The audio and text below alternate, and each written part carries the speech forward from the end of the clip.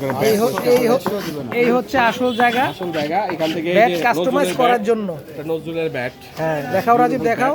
পাওয়ার heating এর bat. হ্যাঁ এটাকে এখন একটু কাস্টমাইজ করবে, হ্যামারিং করবে, স্টিকার লাগাবে, একটু শেপে আনবে ব্যাটটা। এটা রাজীবেরটা অলরেডি কাজ চলতেছে। আর অলরেডি ইরফান ভাইয়ের ব্যাট এই যে একদম লাইট করে দিছে। এটা ইরফান ভাই। হ্যাঁ ইরফান ভাইয়ের ব্যাটটা দেখাও একটু ঘুরাও ব্যাটটাকে। এখন স্টিকার লাগাইনি, এখন স্টিকার লাগাই না, মোটামুটি সাইজ করে ফেলছে, জাস্ট স্টিকারিং বাকি আছে। রাজীবেরটা এটা হচ্ছে সেই জায়গা, সব ধরনের ব্যাট এখানে কাস্টমাইজ করা হয়। আর এই হচ্ছে ওর কি যায় নাম, 1003 না আর দরকার নেই। কি যায় নাম? এটা হচ্ছে অ্যাক্টিভ স্পোর্টস। আর না ওই এর নাম কি, আমাদের কারিগরের নাম বলো তোমার?